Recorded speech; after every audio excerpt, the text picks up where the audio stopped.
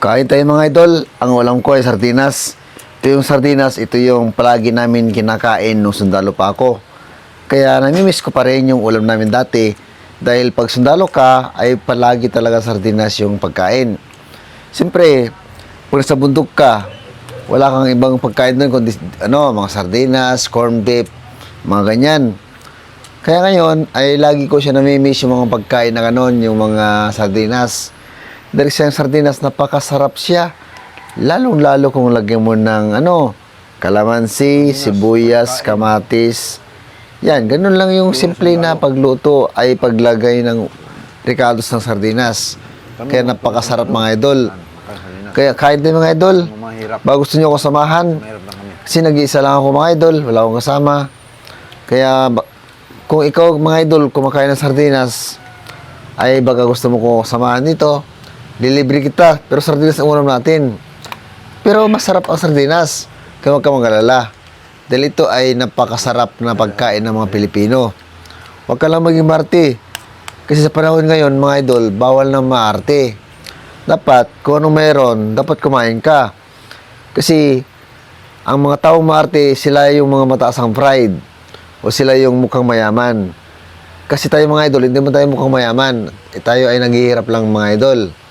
Kaya dapat tiis-tiisin natin yung pagkain ng sardinas. Dahil ang sardinas ay maraming masustansya siya. Dahil ito ay isda na natimplahan. Kaya mga idol, kung gusto mo maging sundalo, dapat sanayin mo nang kumain ng sardinas. Dahil pag sundalo ka, hindi ka doon pwede mamili ng pagkain, lalong-lalo kung nasa bundok ka. Kaya dapat, marunong ka kumain ng sardinas. Dahil ang pagiging sundalo, dapat hindi siya maarte. Dapat kinakain lahat ng pagkain. Kaya mga idol, kung may pangarap ka maging sundalo, dapat ngayon pa lang, sanayin mo sarili mo na kumain ka ng sardinas. Ito mga idol, nag-iisa lang ako, wala akong kasama. Kaya baka gusto mo kasamahan dito, kain tayo mga idol. Kasi ang sardinas kasi ay mura lang. Ay nagkakahalaga lang ito ng 30 pesos. Kaya medyo makakatipid tayo dito.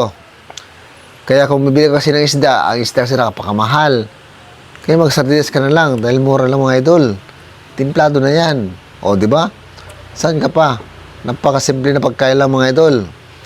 Kaya kung ikaw, kung masasanay ka dapat kumain ng sardinas, huwag kang maging marte. Kasi kung marte ka, hindi ka mabubuhay dito sa mundo natin. Dahil napakamahal ng bilihin ngayon. Kaya mga idol, ito, kaya tayo mga idol masarap to. Sino mga idol, samahan niyo ako dito. Kahit man lang tikim-tikim lang, masarap mga idol ng sardinas. O ito mga idol maraming salamat sa inyo mga idol. Bye bye mga idol.